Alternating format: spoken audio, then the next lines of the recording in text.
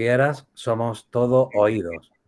Ok, muito obrigado pelo convite. Eu vou compartilhar aqui a apresentação para que a gente possa acompanhar.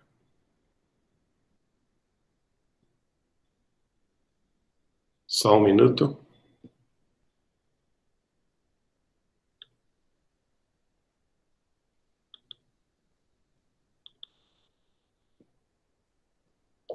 Estão vendo? Estão vendo o Sí, slide? Sim? vemos muy bien, muy bien. Ok, nós vamos então falar sobre a caminho da luz e transição planetária. É um tema muito extenso. Nós vamos tentar resumi-lo em 50 minutos.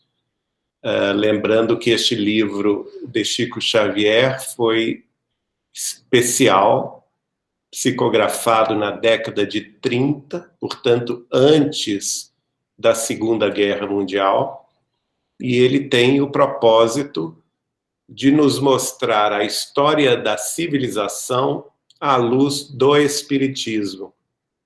Embora no prefácio, Emmanuel, que é o espírito comunicante, nos informa que a pretensão dele não era de historiografia, nem de cientificismo historiográfico, mas de apresentar, do ponto de vista espiritual, o caminhar da humanidade.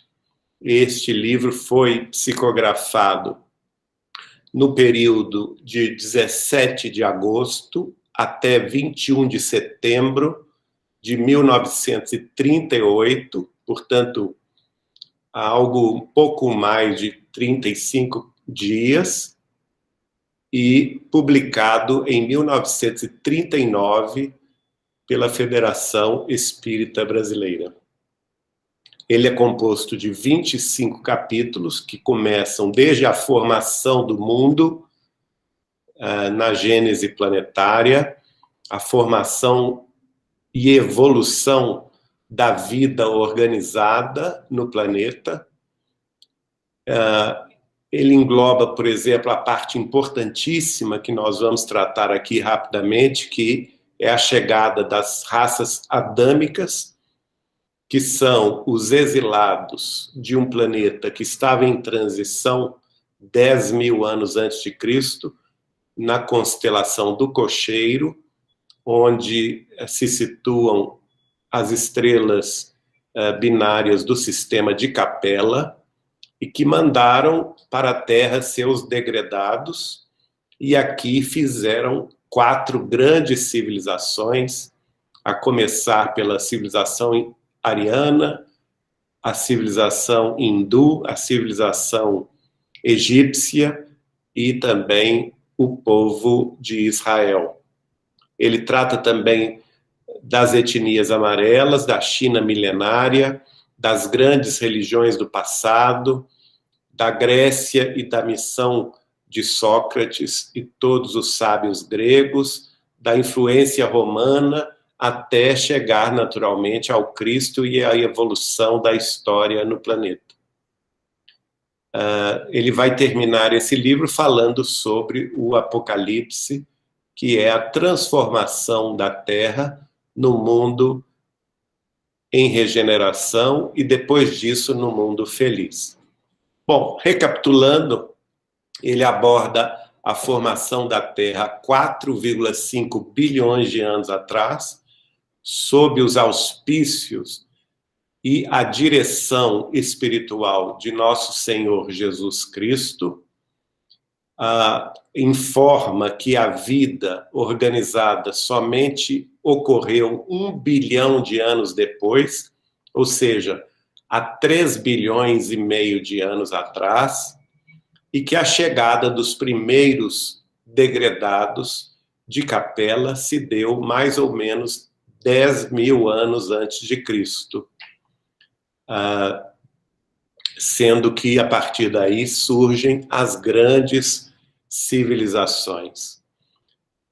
Os antepassados do homem que que naturalmente é o período anterior à chegada dos capelinos. Sobre eles, ele vai dizer que os antropóides, antepassados do homem, tiveram a sua evolução em pontos convergentes, e daí os parentescos sorológicos entre o organismo do homem moderno e o do chimpanzé da atualidade.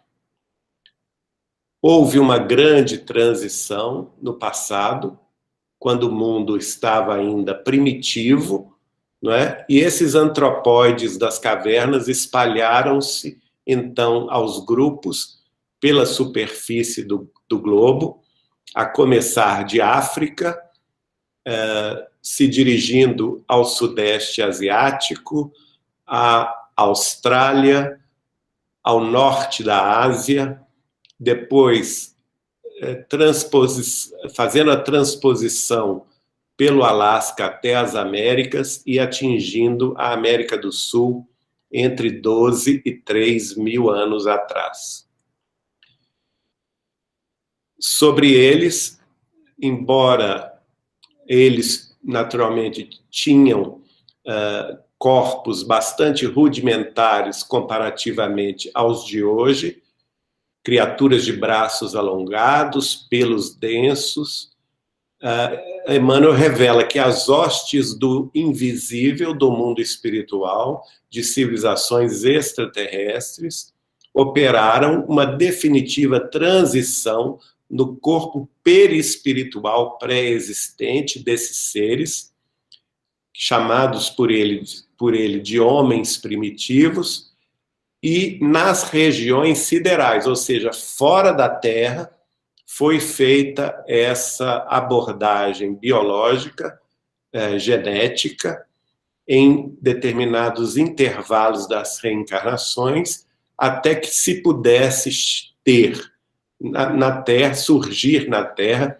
depois desta interferência genética, os primeiros selvagens de compleição melhorada, tendendo à elegância dos tempos do porvir. Emmanuel também faz referência aos continentes que desapareceram, inicialmente o continente de Lemúria, onde hoje é o Pacífico, e também ao continente Atlantis, onde hoje é o Atlântico Norte e até parte do Mediterrâneo. E, por fim, por volta de 10 mil a.C., ele vai falar da chegada das raças adâmicas degradadas do sistema estelar de Capela. A Capela está constante da constelação do Cocheiro ou de Auriga, e é uma dessas estrelas que pode ser observada do hemisfério norte. Ela está situada, este sistema estelar, a 42 anos-luz da Terra, a cerca de 9 trilhões 460 bilhões e 800 milhões de quilômetros da Terra, representando aí 63.072 vezes a distância da Terra ao Sol. Naquela época, havia então um mundo em transição há vários milênios, planeta este que guarda muitas afinidades com o globo terrestre, uma vez que, por revelação de Chico Xavier a mim mesmo, este planeta também é dirigido por nosso Senhor Jesus Cristo. E naquela época atingiu o ponto máximo de um de seus extraordinários ciclos evolutivos, ou seja, há 12 mil anos atrás, Capela atingiu a transição planetária que hoje nós estamos vivendo aqui na Terra. Ela estava deixando de ser um planeta de expiações e de provas para se tornar um planeta em regeneração. E, portanto, como alguns milhões de espíritos rebeldes, habitantes de Capela, que lá existiam e se recusavam a acompanhar o surto evolutivo do planeta, dificultando, inclusive, o progresso daqueles povos cheios de piedade e virtudes. Muitos deles foram, então, degredados, chamados espíritos exilados aqui na Terra. Segundo Emmanuel, foi Jesus quem os recebeu à luz do seu reino de amor e de justiça, recebendo aquela turba de seres sofredores e infelizes. Com sua palavra sábia e compassiva, exortou essas almas desventuradas à edificação da consciência pelo cumprimento dos deveres de solidariedade e de amor no esforço regenerador de si mesmas.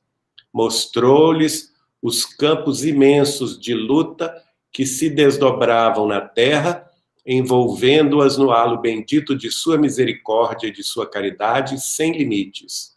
Abençoou-lhes as lágrimas santificadoras, fazendo-lhes sentir os sagrados triunfos do futuro e prometendo-lhes a sua colaboração cotidiana e a sua própria vinda aqui à Terra no porvir. Aqueles seres angustiados e aflitos que deixavam para trás de si todo um mundo de afetos, não obstante aos seus corações empedernidos na prática do mal, seriam então degredados na face obscura do planeta terrestre. Andariam desprezados na noite dos milênios da saudade e da amargura. Reencarnariam no seio das raças ignorantes e primitivas, a lembrarem o paraíso perdido nos firmamentos distantes. Por muitos séculos não veriam a luz de Capela, mas trabalhariam na terra, acariciados por Jesus e confortados por sua imensa misericórdia. Foi feita antes da sua chegada a fixação dos caracteres raciais dessas novas etnias. Para tanto, segundo Emmanuel, foi necessário experiências biológicas finais para o aperfeiçoamento das raças humanas. E começaram, então, a reencarnar esses seres nas regiões mais importantes, junto aos descendentes dos primatas. Em princípio, na Ásia Central, no Monte do Pamir, para onde vieram as etnias arianas de Capela. Depois, ao longo do Vale do Rio Indo, na região onde hoje é a Índia e o Paquistão. Mais tarde, na região do Vale do Nilo, formando a civilização egípcia, e também na região do Eufrates, formando as civilizações da Mesopotâmia, para mais tarde também chegarem os hebreus. Estavam, assim, já formados os caracteres do Homo sapiens sapiens. Esses povos, então, formaram 4 grandes correntes. Eram uma mistura de espíritos vindos de Capela e que se reencarnaram na Terra, dando origem, então, às chamadas raças adâmicas. Guardavam muitos deles a lembrança das vidas passadas, a lembrança do Éden perdido, daí o simbolismo na Bíblia de Moisés, de Adão e Eva comendo a maçã do pecado e expulsos do paraíso perdido, e também guardavam entre eles as mesmas afinidades sentimentais e linguísticas que os associavam em Capela. Por essa razão, eles se uniram aqui em 4 povos distintos na antiguidade: os árias, os hindus, os egípcios e os hebreus. Os árias tiveram uma importância fundamental, porque por não terem grande vinculação religiosa, começaram a desbravar a terra e a se misturar com outros povos.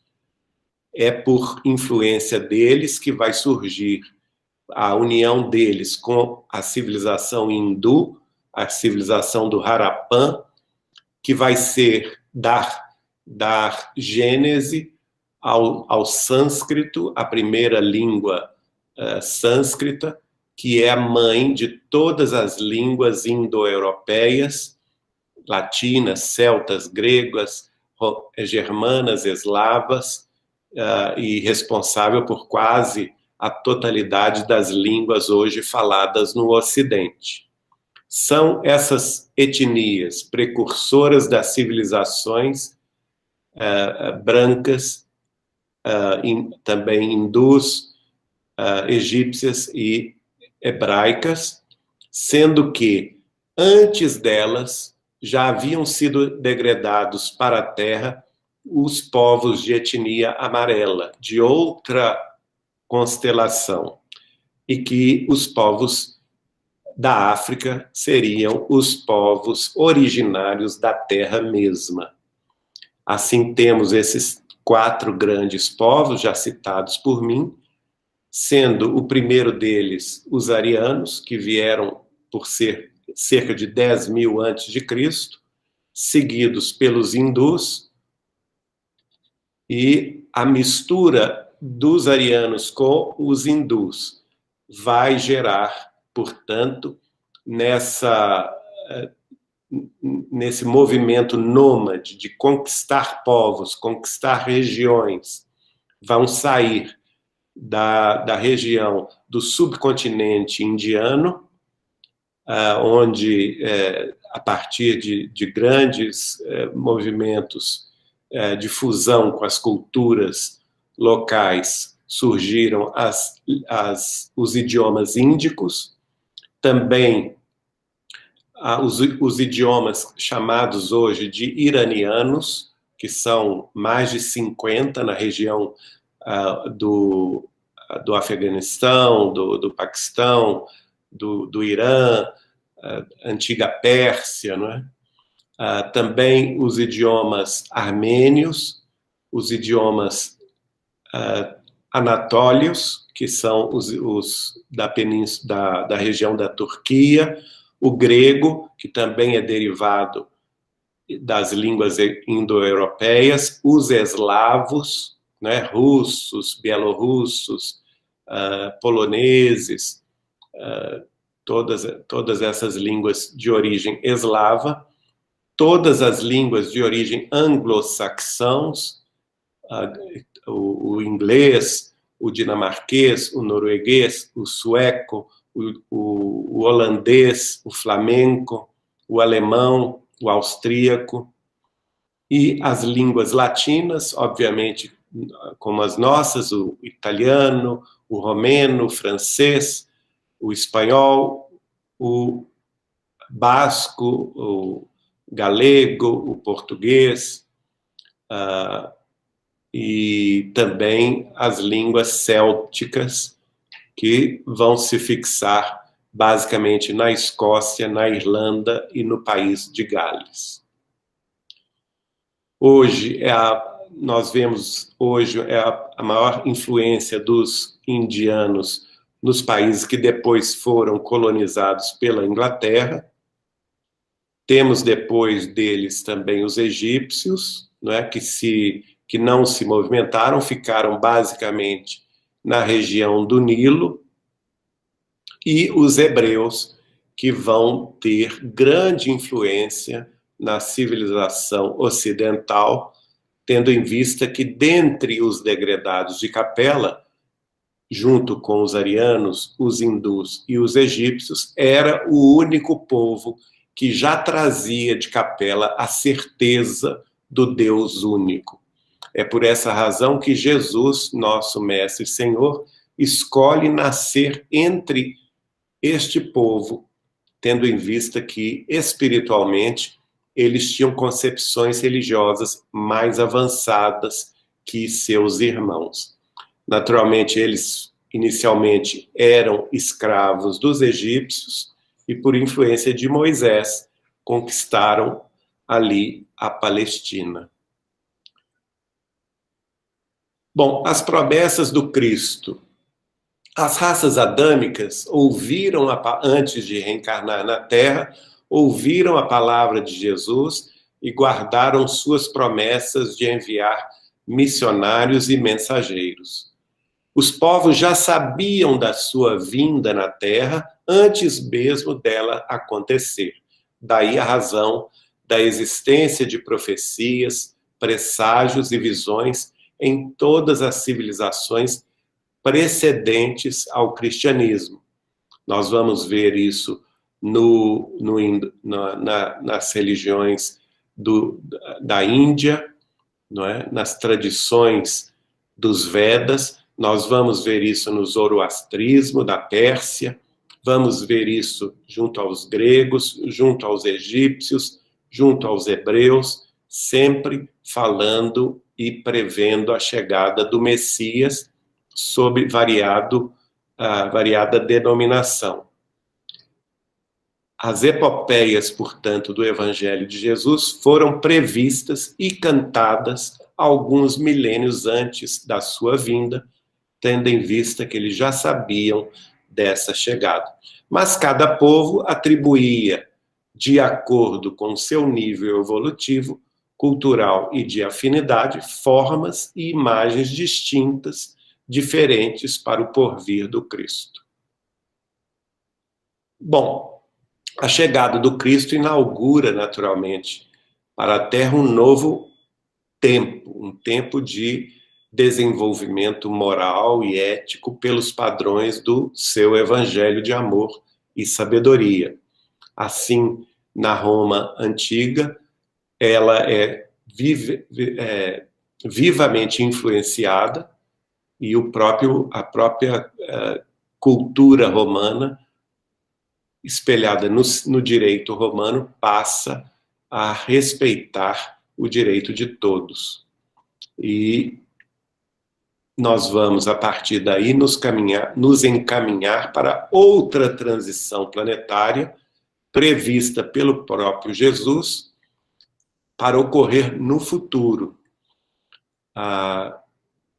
Dentre as palavras do Cristo, aquelas que mais dizem respeito ao futuro são o seu sermão profético, que fala exatamente do momento da grande transformação planetária no futuro da humanidade, e ele encerra a sua boa nova do Evangelho, configurada no Novo Testamento de Jesus Cristo, convocando à sua presença o apóstolo João Evangelista, que era o último dos seus discípulos, ainda encarnados na Terra, e que saiu do corpo na ilha de Patmos, onde estava preso por ordem do imperador romano, e se encaminhou para o encontro com Jesus na alta espiritualidade.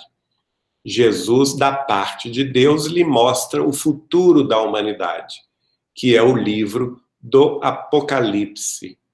E a partir daí, todos os sucessos históricos principais, tanto do ponto de vista evolutivo da humanidade, no campo da ciência, da tecnologia, da filosofia e da religião, estão previstas no livro do Apocalipse. Está claro lá, pelos estudos enfeixados pelo Marco Paulo Benuti de Espírito, que escreveu 2 grandes livros sobre o Apocalipse de João. O primeiro deles é o Apocalipse segundo o Espiritismo, lançado em novembro de 2017, e o último deles, lançado no ano passado, Apocalipse, o Espiritismo no Centro da Revelação, em que ele vai analisar tanto as visões proféticas do Velho Testamento, especialmente do profeta Daniel, vai analisar o discurso de Jesus no sermão profético na Galileia, vai analisar o livro do Apocalipse de João Evangelista, fazendo a ponte dessas revelações espirituais muito significativas com a obra de Allan Kardec, especialmente o último livro de Allan Kardec, A Gênese, os Milagres e as Predições segundo o Espiritismo, lançado em 6 de janeiro de 1868 em Paris, analisando desta obra 36 trechos relevantes, e depois, no século XX, analisando a obra de Francisco Cândido Xavier, Chico Xavier. Dos 535 livros do Chico Xavier publicados até hoje, Marco Paulo vai destacar 75 livros e colecionar 199 mensagens escritas pelos espíritos de Emmanuel, André Luiz, Bezerra de Menezes, Humberto de Campos, Castro Alves e outros mais, espalhados nesses 75 livros, que vão nos dar a chave interpretativa do conhecimento hermético do Apocalipse de João Evangelista, mostrando-nos que a Terra já estava tudo previsto para o momento dessa transição planetária, no século XXI, em que a Terra deixará, e como está deixando de ser um mundo de expiação e de provas, para se encaminhar na direção de se tornar um mundo em regeneração, assim como um dos planetas de Capela vivenciou 12.000 anos atrás. Aqui há alguns trechos de Allan Kardec, no capítulo 18, itens 27 e 28 da Gênese, em que Kardec nos mostra que para que na Terra sejam felizes os homens, preciso se faz que somente a povoem espíritos bons, encarnados e desencarnados, que somente ao bem se dediquem. Havendo chegado o tempo, grande emigração se verifica dos que a habitam. A dos que praticam o mal pelo mal, ainda não tocados pelo sentimento do bem, os quais, já não sendo dignos do planeta transformado, serão excluídos, porque senão lhe ocasionariam de novo perturbação e confusão, e constituiriam obstáculo ao progresso. Substitui ilusão, espíritos melhores, que farão reinem em seu seio a justiça, a paz e a fraternidade. A época atual é de transição. Confundem-se os elementos das duas gerações. Colocados no ponto intermédio, assistimos à partida de uma e à chegada da outra, já se assinalando cada uma no mundo pelos caracteres que lhes são peculiares. Nesta época, os espíritos revelam a Allan Kardec que a transição planetária da Terra, deixando de ser um mundo de expiações e de provas, e para ingressar no futuro na condição de mundo em regeneração, começara 100 anos antes da doutrina dos espíritos. Portanto, sabendo que a doutrina dos espíritos chegou no mundo terrestre com o lançamento do Livro dos Espíritos em 18 de abril de 1857, 100 anos antes, é 1757. Nós vamos ver, por exemplo, que todas as previsões de Allan Kardec a respeito, quando ele fala e estuda neste último capítulo de A Gênese, o capítulo chamado Sinal dos Tempos, os tempos são chegados, já estão ocorrendo. Ele fala, por exemplo, na questão do degredo, que se dá através de flagelos diversos. Inclusive, ele diz que um dos flagelos diversos é a chegada de epidemias, ou seja, a própria pandemia do coronavírus é um flagelo diverso, classificado por Allan Kardec como necessário ao processo de transição, no ápice da transição planetária, pois que ele força a saída dos espíritos retardatários da Terra e, ao mesmo tempo, abre um campo de chegada dos espíritos mais preparados para a transição. Na obra dele, nós vamos entender que há diferentes mundos, né? Mundos primitivos, mundos de provas e expiações, que é o nosso caso, mundos regeneradores para os quais nós estamos nos dirigindo, mas não para por aí. Depois de vivermos 7.000 anos, segundo Chico Xavier me explicou, como mundo regenerado ou em regeneração, nós teremos outra transição planetária para mundos felizes ou mundos superiores. E depois disso, ainda teremos evolução para um dia chegarmos à condição de mundos celestes ou divinos. No item 1 do capítulo 18 de A Gênese, Allan Kardec coloca: dizem-nos de todas as partes que são chegados os tempos marcados por Deus, em que grandes acontecimentos se vão dar para a regeneração da humanidade.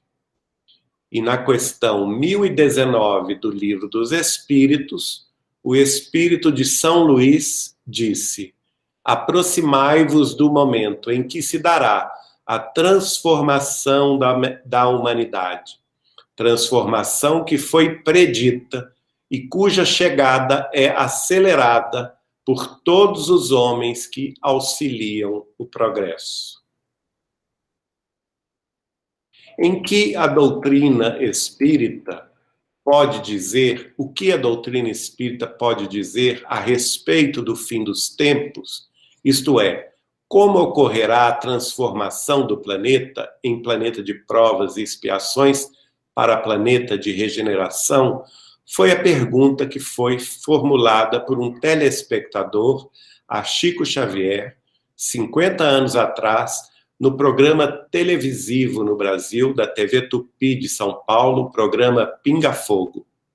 E Chico Xavier, cuja resposta está transcrita no livro Plantão de Respostas, editado pela Cultura Espírito União de São Paulo, na década de 90, Chico Xavier respondeu: através da busca da espiritualização, superação das dores e construção de uma nova sociedade, a humanidade caminha para a regeneração das consciências.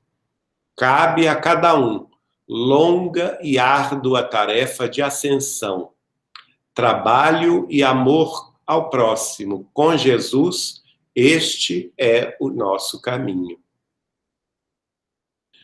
Naturalmente que a transição planetária, ela não se dá de um dia para a noite.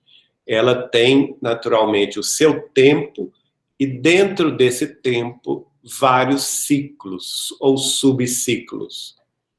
E nós vamos ver que, se Allan Kardec recebe a informação de que a transição planetária começara 100 anos antes da codificação espírita, portanto, em 1757, Chico Xavier, por sua vez, vai responder também à pergunta de um telespectador da TV Tupi de São Paulo, 50 anos atrás, que havia perguntado a ele qual seria, na opinião de Emmanuel, a data em que a Terra ingressaria na condição de mundo em regeneração.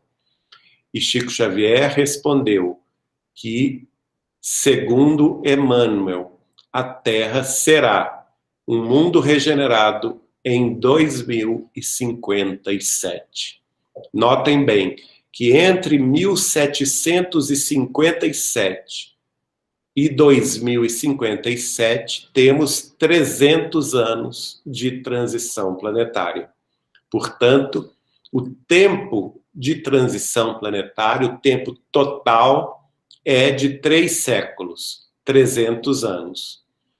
E dentro desses tempos de transição planetária, desses 300 anos, nós vamos ver vários ciclos.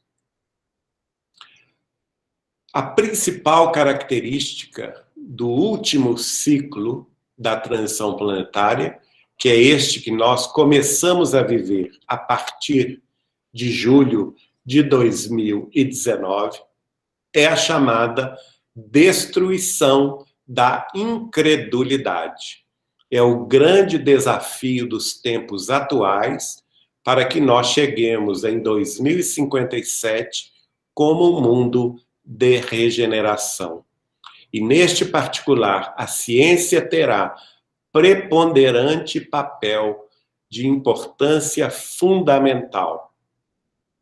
O próprio Allan Kardec vai comentar o assunto, uma vez que, na nota escrita por ele, a pergunta de número 798 do Livro dos Espíritos, ele comentou: mas ainda haverá, durante 2 ou 3 gerações, um fermento de incredulidade que só o tempo dissipará.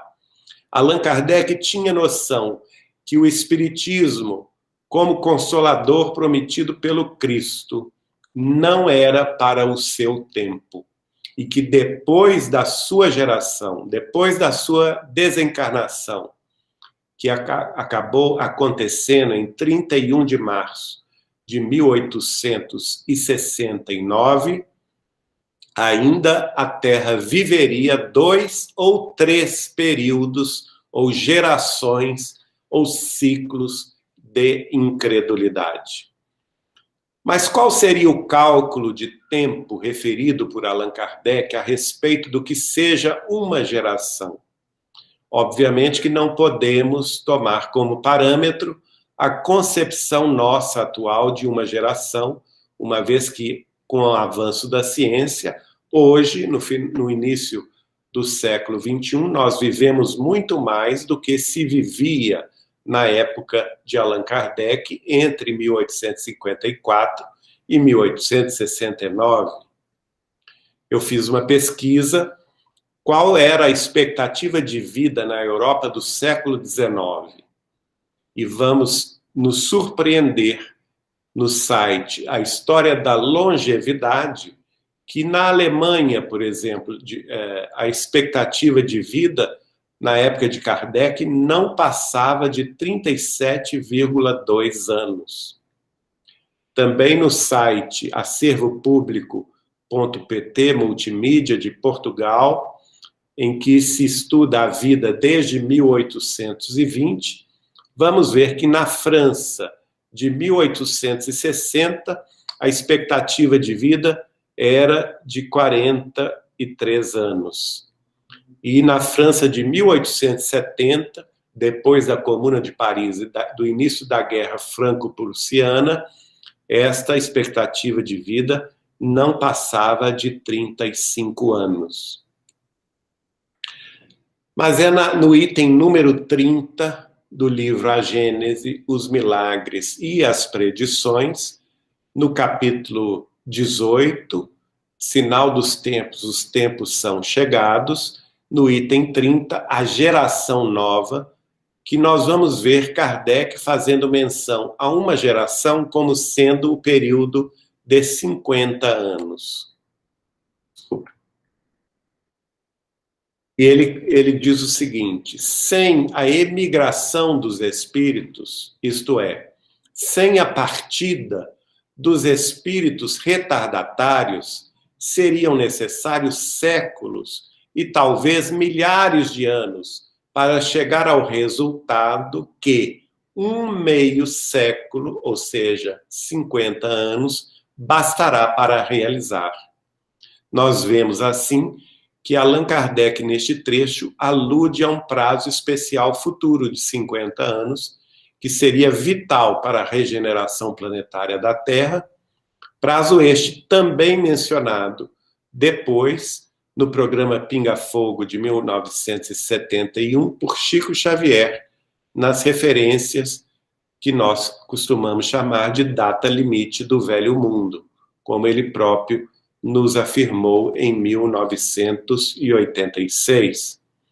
Então, como conclusão, podemos inferir que uma geração referida por Allan Kardec em sua nota da pergunta 798 de O Livro dos Espíritos seja, então, um período de tempo equivalente a 50 anos.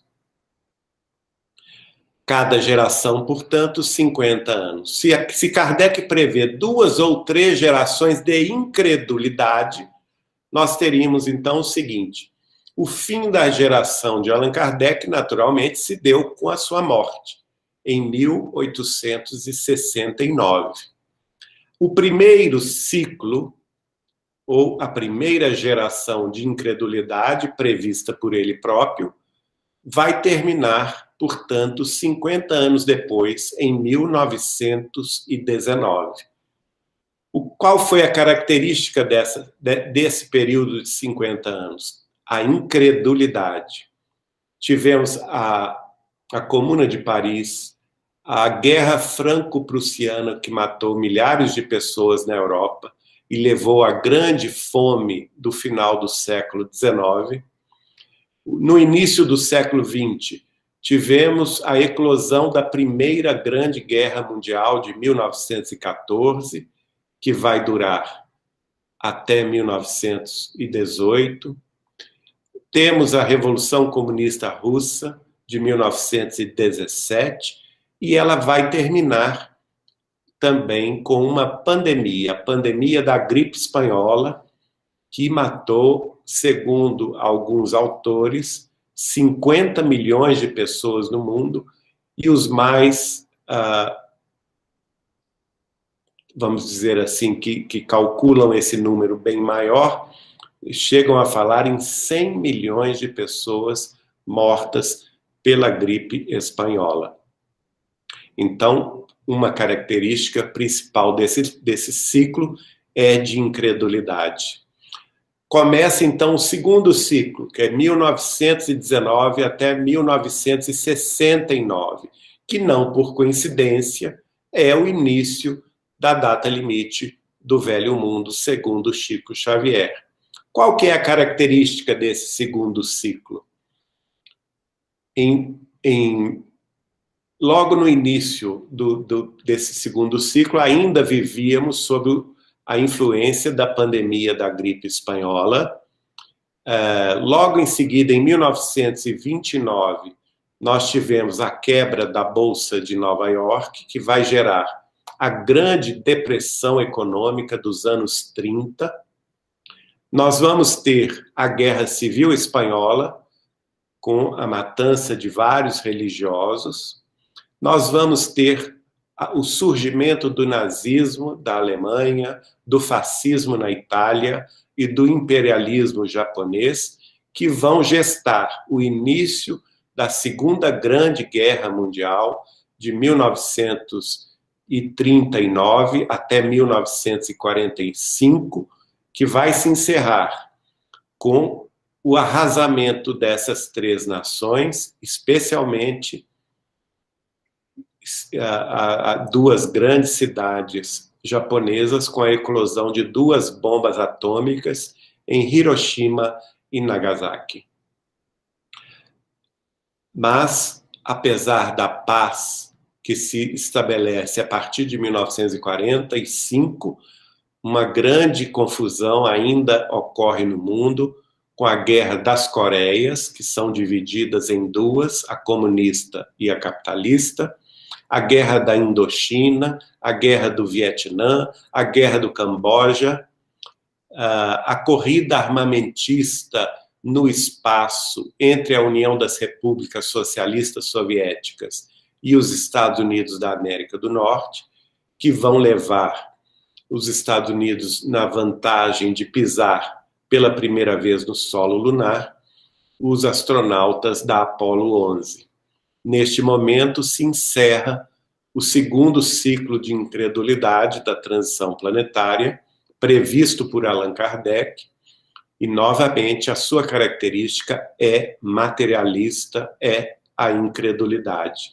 E surge então o terceiro e último ciclo de incredulidade, que é a data limite do Velho Mundo, segundo Chico Xavier, começando em 1969, com a chegada do homem na Lua e com a reunião das potências angélicas do sistema solar, que dirigem o nosso sistema, com a presença e a representação da Terra por nosso Senhor Jesus Cristo, e que resolvem dar à humanidade terrestre uma última chance, a 1/10 hora do Apocalipse, uma moratória de 50 anos que, neste tempo, a humanidade deveria se suportar umas às outras, as grandes nações, e que não seria permitido às coletividades terrestres, neste período que vai de 1969 a 2019, no mês de julho, não seria definitivamente permitida uma terceira guerra mundial, uma guerra termonuclear, que nos traria consequências devastadoras e imprevisíveis, levando, segundo Chico Xavier me disse, à desencarnação de 2/3 da população global em 15 dias. Então, é justamente nesse prazo final cuja característica ainda é de incredulidade, porque o materialismo graçando, mas grandes transformações ocorrendo no campo da ciência, no campo da filosofia, no campo da economia, no campo da sociologia, no campo da integração, da globalização das nações e a sua integração definitiva. É um tempo em que a Ásia passa a ter uma presença fundamental na economia, com a chegada e a integração da China, do Japão e dos chamados tigres asiáticos, como a Coreia do Sul, como a Tailândia, como a Indonésia, como outras nações ali da Ásia, que deram um impulso muito grande ao comércio e à integração dos povos. E, por fim, nós então temos a quarta geração e última geração, que começa em 2019.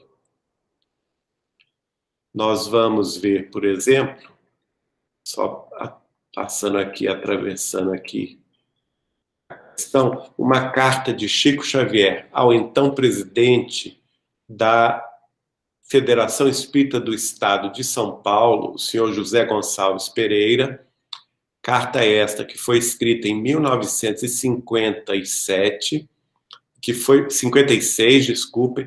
foi publicada na Revista da Boa Vontade em outubro daquele ano, na qual Chico Xavier revela ao José Gonçalves que ele pensava que em 2057 os nossos alicerces já se mostrariam mais sólidos. A ciência teria acordado para deveres mais amplos e estaria, com a ajuda de Deus, dando mão forte à religião para as nossas conquistas definitivas do espírito. A Terra teria sofrido mais um pouco, mas provavelmente com guerras e renovações que seriam inevitáveis, e por isso mesmo, em 2057, revelar-se-ia mais compreensiva e mais bela. Para terminar, temos aqui a palavra de Chico Xavier, 50 anos atrás, no programa Pinga Fogo. Estamos, sim, muito próximos de uma grande transformação planetária. As calamidades sociais, espirituais emocionais e físicas estarão por toda parte do planeta. Emmanuel afirma que a Terra será um mundo regenerado por volta de 2057. Mas antes disto, diversos tipos de transformações ocorrerão no planeta para o concurso do aceleramento deste processo. E agora, para onde vamos? O que nós vamos viver a partir daqui? Esta é uma foto de Chico Xavier em 1966, em Nova York. Ele próprio responde no programa Pinga Fogo: nós estamos no limiar de tempos novos em que a ciência descortinará para nós todos um futuro imenso diante do universo. E segundo Kardec, esta quarta geração tem essa responsabilidade. A nova geração, devendo fundar a era do progresso moral, distingue-se por uma inteligência e uma razão geralmente precoces, somadas ao sentimento inato do bem e das crenças espiritualistas. É o sinal incontestável de um certo grau de adiantamento anterior. Bom, com essa palavra, a gente encerra a nossa transmissão, abrindo naturalmente a alguma pergunta. Geraldo, muchísimas gracias por tu charla tan amable, tan agradable y tan clarita que hasta yo la he comprendido. Que bom, fico feliz. Sí. Bueno, hay muchas preguntas. Vamos a ver, porque has hablado de muchas cosas. La primera pregunta que tenemos aquí es que cuando se habla de los exiliados de Capela, siempre viene a la mente el castigo, en gran parte por las condiciones que estos espíritus representaban para Capela. Sin embargo, ¿no tenían también la oportunidad, dados sus propios logros, de ayudar também ao progresso do planeta? Sim, exatamente. O degredo de Capela é consequência do mal feito, porque o Chico vai me revelar que ocorreu em Capela uma guerra nuclear. E a guerra nuclear que ocorrera lá, os povos que deram origem à guerra nuclear em Capela receberam, vamos dizer assim, a sentença espiritual do degredo para a Terra. Foram expulsos de lá. Ao mesmo tempo em que eles foram expulsos, daí a noção de paraíso perdido, a chegada deles na Terra era também uma nova oportunidade para que eles pudessem colaborar com os povos primitivos da Terra e com seus conhecimentos superiores de astronomia, de religião, de ciência e também os seus conhecimentos de linguagem, de transmissão do conhecimento, eles acabam influindo decisivamente na evolução terrestre. Tanto é que os primeiros idiomas escritos, né, os primeiros hieroglifos, surgiram com a chegada dos capelinos. Antes dos capelinos, não havia história, porque os seres humanos primitivos da Terra não registravam por símbolos ou por escrita a sua própria vivência. Isso passa a ocorrer somente com a chegada dos capelinos. E, a partir daí, inaugura-se na Terra a história da humanidade, que é transmitida para as gerações seguintes. Alguns deles têm conhecimentos de astronomia espantosos, como, por exemplo, os mesopotâmios, os egípcios, que são os mesmos povos, né? Em ciclos diferentes de evolução, Os próprios, no campo linguístico, por exemplo, nós vamos ver na língua sânscrita uma língua máter que vai influir em todo o Oriente Médio, Europa, África e Américas, dando gestão, sendo a língua máter de mais de 180 novos idiomas. Então, vejam, é realmente uma influência decisiva para a história da humanidade.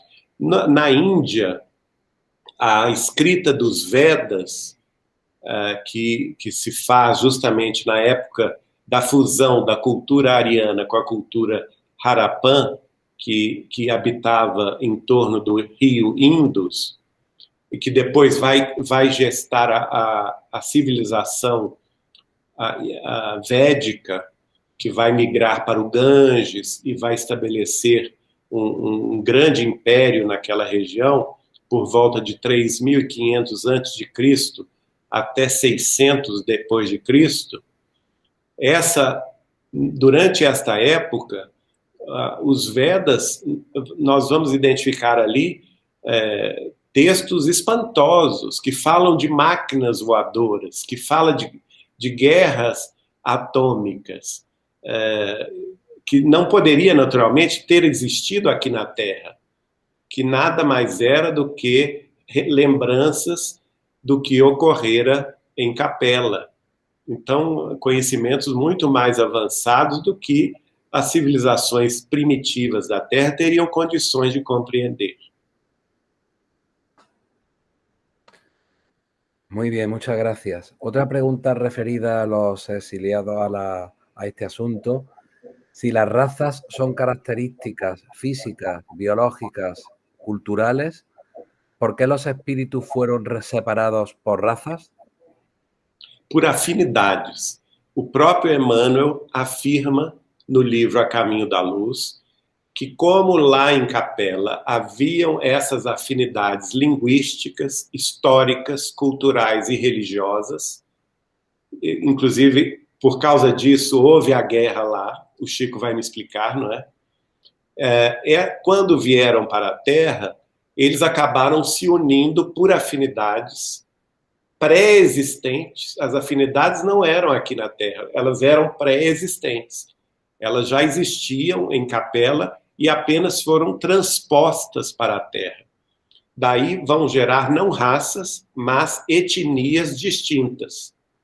A etnia branca, a etnia hindu, a etnia egípcia e a etnia hebraica. Muy bien. Otra pregunta que tenemos aquí. Ha hablado de Lemuria. Lemuria fue una propuesta de científicos franceses en el siglo XIX. Sin embargo, sería en el siglo XX, con la teoría de Alfred Wegener, que las derivas continentales, la hipótesis de la existencia de Lemuria queda descartada. El mundo formaba un gran bloque denominado Pangea, el cual se fragmentó desplazándose los distintos continentes, generando las placas continentales. ¿En qué se basa la existencia de Lemuria cuando la ciencia actualmente lo descarta? Bom, o Espiritismo não pretende fazer ciência. O Espiritismo é uma revelação. E nós temos, por exemplo, na obra de Chico Xavier, a antecipação científica de várias questões que, na época que ele recebeu as informações, foram inclusive ridicularizadas pela ciência. Por exemplo, a obra de André Luiz. Na obra de André Luiz, nós temos afirmações científicas a partir de 1943 até 1969, os 16 principais livros revelatórios de André Luiz, que nós podemos considerar como um tratado de ciência da vida espiritual, da mediunidade, da influência dos espíritos em nossa vida. e da ascendência do espírito sobre a matéria. E lá André Luiz faz afirmações científicas, médicas, biológicas, que naquela época não era de conhecimento dos homens terrestres. E por isso mesmo a obra foi muitas vezes ridicularizada.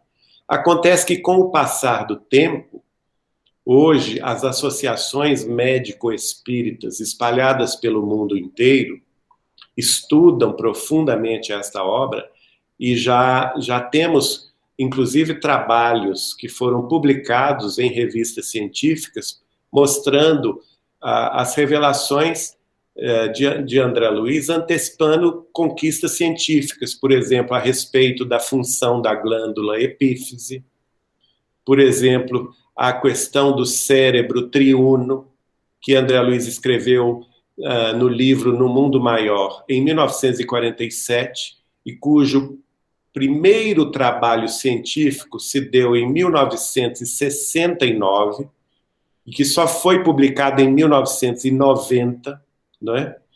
Nós temos, por exemplo, antecipações científicas históricas da obra de Emmanuel, nos chamados romances históricos épicos de Emmanuel, há 2000 anos, 50 anos depois, Paulo e Estevão, Ave Cristo e Renúncia, que na época que Chico Xavier os recebeu, entre 1938 e 1952, foram também ridicularizados pela ciência da historiografia humana. E, no entanto, trabalhos de mestrado e doutorado das universidades europeias, russas, japonesas, norte-americanas, canadenses, que estudaram a vida romana do primeiro e do segundo século, chegaram, depois de determinadas escavações históricas, né, antropológicas, chegaram à revelação exatamente do que Emmanuel relata. Nós temos, por exemplo, uma pesquisa a respeito do livro Há 2000 anos, que antecipou, nessa pesquisa que foi feita pelo Marco Paulo Denuti de Espírito, ele identifica 208 pontos históricos comprovados pela historiografia do século XXI, e que Emmanuel afirmava no livro Há 2000 anos, em 1939. Né? Então, o que eu quero dizer com isso? Muitas das afirmações de Emmanuel no livro A Caminho da Luz ainda não foram comprovadas cientificamente, mas um dia virão a ser. Ele, inclusive, foi questionado em 1957 por um grupo de 50 espíritas, 47 espíritas da cidade de Curitiba, em Pedro Leopoldo. E essa questão, essa entrevista, eles fizeram a entrevista por escrito e o Emmanuel respondeu através de Chico Xavier, revelando que nós, seres humanos atuais, Homo sapiens sapiens, não somos o primeiro agrupamento humano terrestre. Né? A primeira civilização humana terrestre. Nós somos a quinta civilização humana terrestre. E que nós já passamos por grandes ciclos evolutivos, e ele fala que a Terra tem esses grandes ciclos evolutivos de 128 mil anos, que a primeira civilização humana não vingou, foi uma civilização primitiva, e que esses ciclos, grandes ciclos evolutivos de 128 mil anos, são intercalados por ciclos de repouso, não é? Então, nós tivemos um primeiro grande ciclo de 128 mil anos, seguidos por um ciclo de repouso de 64 mil anos. Depois ele fala da civilização de Lemúria, que foi o primeiro grande ciclo evolutivo de raça humana na Terra, e que essa civilização foi extinta justamente na região onde hoje é o Pacífico, que foi submergida. Depois o segundo ciclo, que seria a civilização Atlante, mas entre a Atlante e os lemurianos também teve uma que não vingou, e depois, então, dos Atlantes, vem a civilização nossa, do Homo sapiens sapiens. Então, são grandes ciclos que nós, na nossa condição de ciência terrestre, ainda não temos ainda a condição de avaliar. Falta-nos ainda certas descobertas científicas nos mares, porque essas civilizações foram submersas, não é? Mas que haverão de chegar com o próprio avanço dos instrumentos de pesquisa, dos submarinos de pesquisa, que podem, naturalmente, mergulhar nas fossas abismais do Oceano Pacífico e do Oceano Atlântico. Muy bien. Una pregunta sobre el COVID, sobre el coronavirus, sí. ¿Cuál es la base para decir que los que se fueron por el COVID son espíritus que frenan el progreso? Não, nós não afirmamos isto, não é? Quem afirma isto é Allan Kardec no livro A Gênese, que todos aqueles que desencarnam por flagelos diversos, desencarnações coletivas, eles têm a chance, são espíritos que de certa forma, estão cristalizados, seja no materialismo, ou seja em concepções errôneas de vida, e que o choque da desencarnação dá a eles chance de mudarem.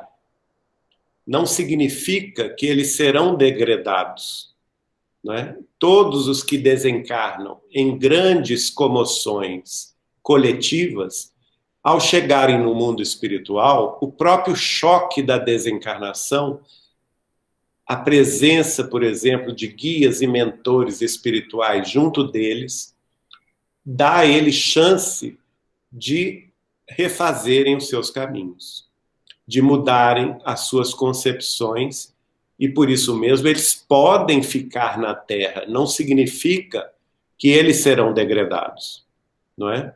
Allan Kardec chega a dizer, isso está no capítulo 18 do livro A Gênese, os Milagres e as Predições segundo o Espiritismo, no subtítulo O Degredo. Primeiro ele fala sobre os flagelos diversos e depois ele fala sobre o degredo. E aí ele vai dizer o seguinte, que essas pessoas que desencarnam coletivamente, nesses flagelos diversos, a maioria delas tem chance de ficar e progredir com o planeta Terra.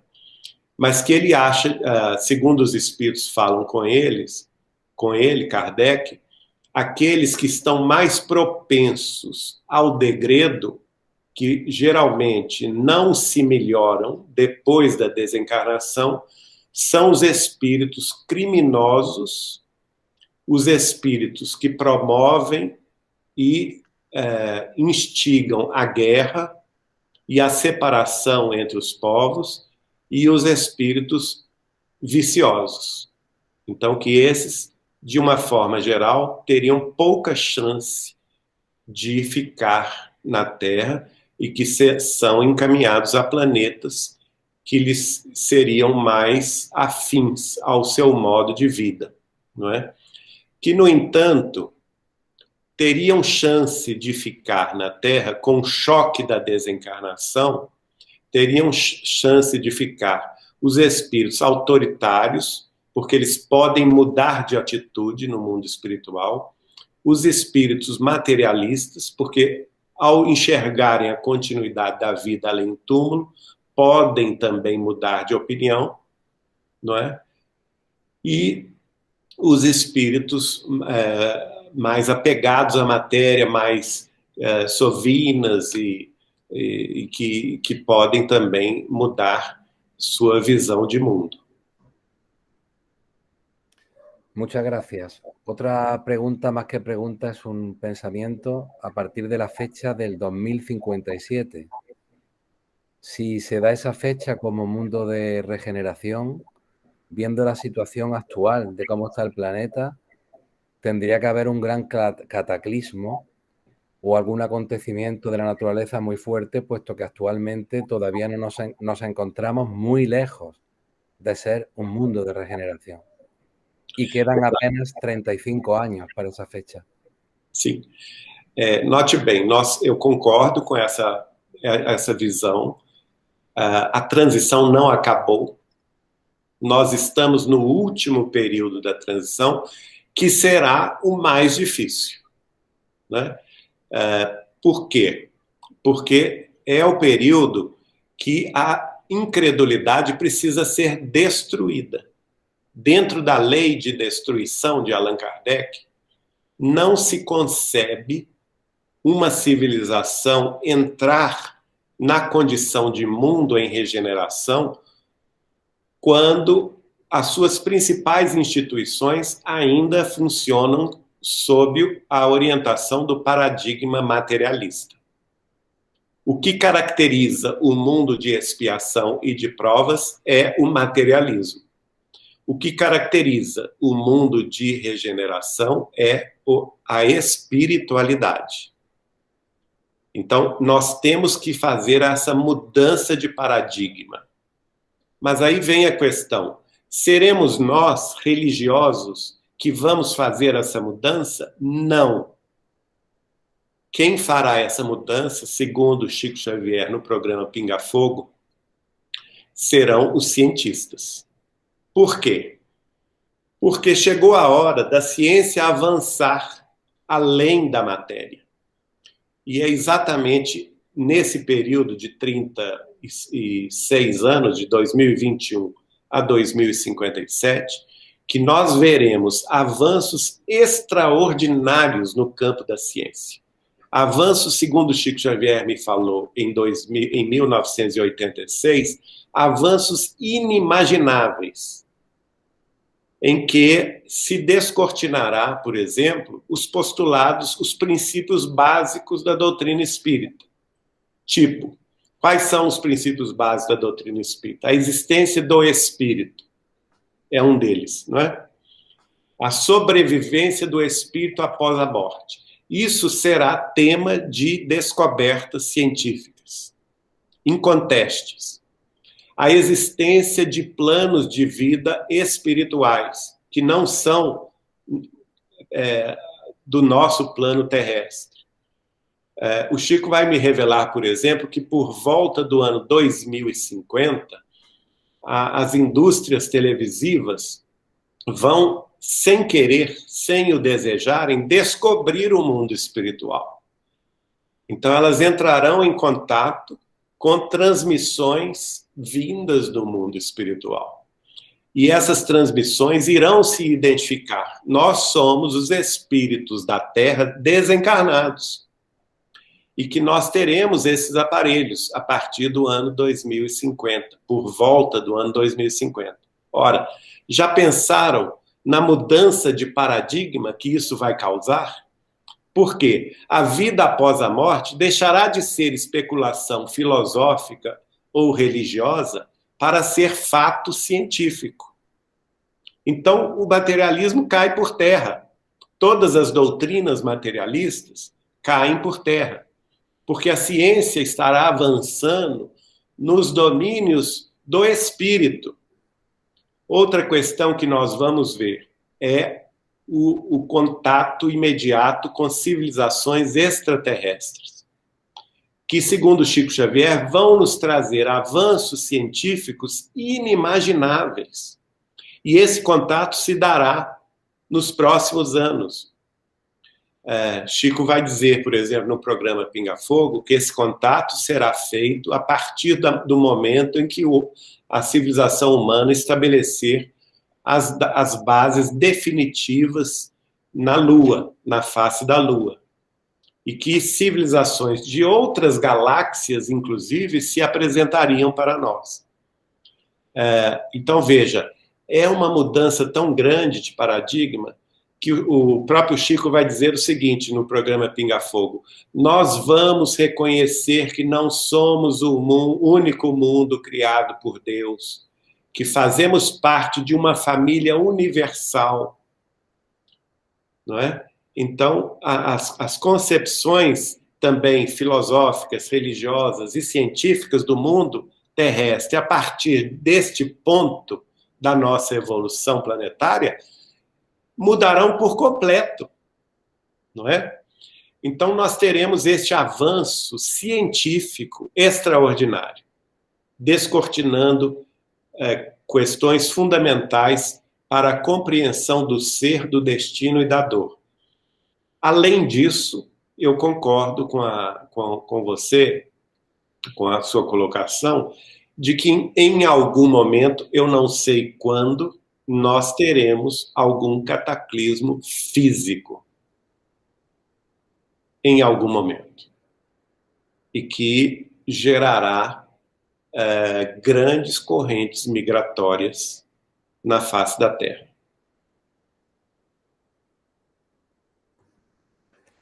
Sí, preguntan también por la miniera de hielo. Sim, essa é uma das previsões de Chico Xavier. Nós estaríamos na iminência de uma mini era do gelo. Actualmente. Atualmente. En los próximos años, ¿no? Sim. Debido al cambio climático, ¿no? Sim.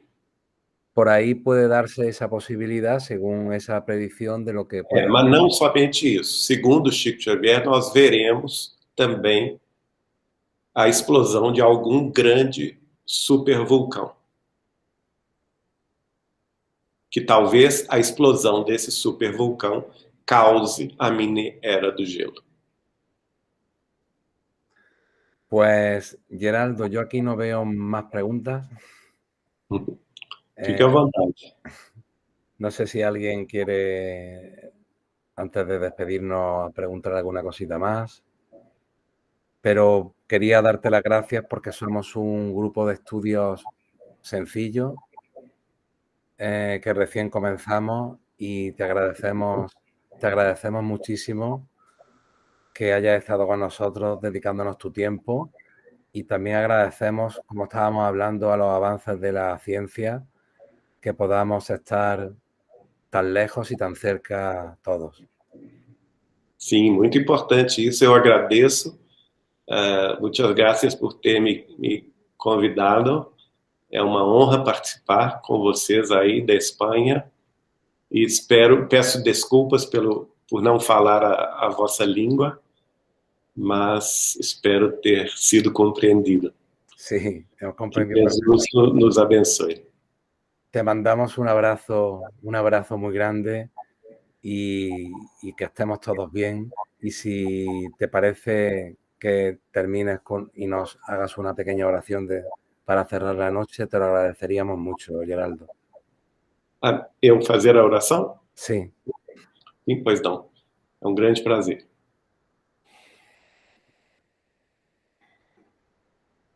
Amado Senhor Jesus, Mestre de bondade e misericórdia, amor e sabedoria.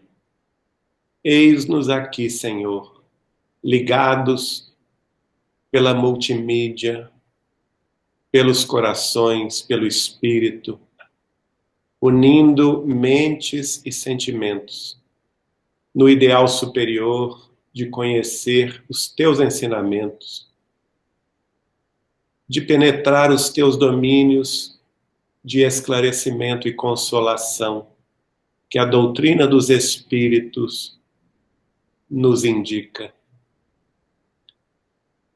Agradecemos-te, Senhor, a oportunidade do abraço fraternal e amigo à distância, unindo duas nações amigas e fraternas, Espanha e o Brasil.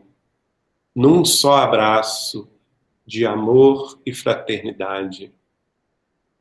Possam teus mensageiros, nossos benfeitores espirituais, infundir-nos em nossas almas mais bom ânimo e alegria de viver, mais disposição de estudar e compreender, mais amor e mais luz. E para tanto, Senhor, confiantes na tua promessa de que estarias conosco, nós te agradecemos e te pedimos a continuidade da presença desses mentores e benfeitores, para que eles possam nos sustentar no teu caminho de verdade e vida, na tua excursão de paz e reconforto, envolvendo-nos no amor divino que nunca nos desampara e nunca nos deixa a sós. E com este pensamento de gratidão, nós rendemos-te louvor a tua presença amorosa e compassiva conosco e a presença de Deus em nossas vidas. Assim agora, como para todo sempre, que assim seja. Que así seja.